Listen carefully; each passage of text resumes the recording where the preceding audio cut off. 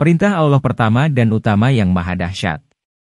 Perintah Allah apa sehingga seorang manusia diangkat dan diwisuda menjadi rasulnya? Perintah itu adalah, Iqra, atau bacalah. Perintah bacalah itu bukanlah membaca biasa, tapi merupakan perintah untuk mempelajari. Mempelajari apakah? Mari kita simak Quran Surat Al-Alaq ayat 1-5.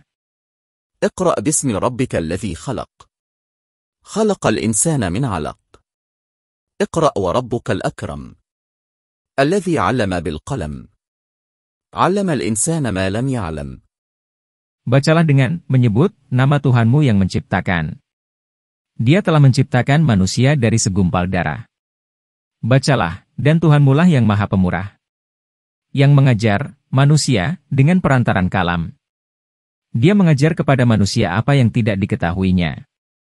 Dari ayat-ayat di atas, terlihat bahwa tidak dijelaskan tentang objek yang menjadi bahan bacaan atau bahan pelajaran, yang menurut kaidah tafsir, itu menunjukkan bahwa yang harus dibaca atau dipelajari adalah semua hal, terutama ciptaan-ciptaan Tuhan termasuk mempelajari manusia sejak dari penciptaan awalnya sesuai dengan petunjuk wahyu ayat-ayat pertama tersebut. Kalau kita mendalami setiap ciptaan Tuhan dengan cara membaca atau mempelajarinya, maka kita akan semakin kagum akan segala kemahaan Tuhan yang sering disebut dengan nama-nama Tuhan yang serba baik yang terkenal dengan istilah Asmaul Husna seperti Maha Telitinya, Khobir, Maha Luas segalanya, Wa Asyu, Maha Berilmu, Alim, dan seterusnya. Perintah membaca atau mempelajari tersebut sampai diulang 2 kali dalam wahyu pertama tersebut. Ini menunjukkan bahwa membaca itu sangatlah penting, dan harus dilakukan terus-menerus oleh setiap manusia. Karena dengan membaca itulah Tuhan akan mengajarkan apa yang sebelumnya manusia belum ketahui. Harusnya membaca atau mempelajari menjadi kewajiban yang utama dari Tuhan. Karena perintah membaca adalah perintah Tuhan yang seorang manusia biasa saja diangkat menjadi rasul, yaitu seorang, Muhammad, menjadi seorang rasul. Dan harusnya proses membaca itu dilakukan berulang kali, karena setiap membaca ada penemuan yang lebih baru lagi. Bumi dari sejak penciptaannya yang sempurna, dari dahulu sejak miliaran tahun lalu adalah sama, namun manusia jika membaca bumi berkali-kali akan mendapatkan pengetahuan yang terbaru dari bumi tersebut. Yang kedua adalah dengan menulis, seperti yang disebut pada ayat keempat itu, yang mengajar manusia dengan perantaraan kalam.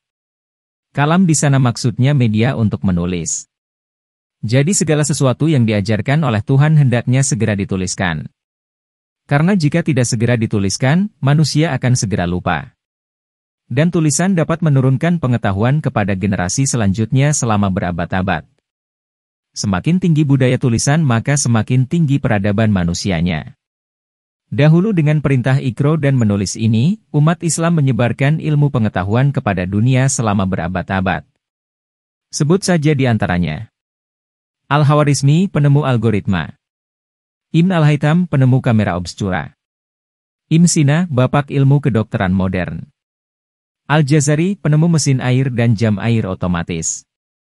Jabir Ibn Hayyan, bapak kimia modern. Omar Khayyam, penemu persamaan kuadrat. Ibn Battuta, penjelajah dunia muslim terbesar. Al-Idrisi, peta dunia terbesar pada masa itu.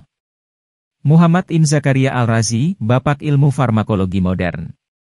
Al-Biruni, bapak ilmu astronomi dan geologi modern. Dan masih banyak lagi. Lalu kenapa umat Islam saat ini jadi mundur ke belakang? Mengapa umat Islam tidak lagi menjadi pelopor penemuan-penemuan kembali dalam ilmu pengetahuan dan teknologi?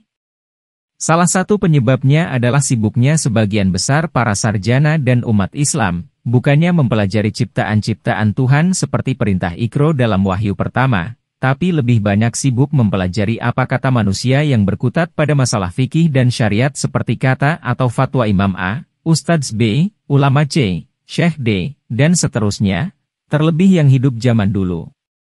Padahal fikih atau syariat dari Allah yang termaktub dalam Al-Quran itu hanya sedikit, tapi kitab-kitab dari para imam-imam atau ulama-ulama itu sangatlah banyak.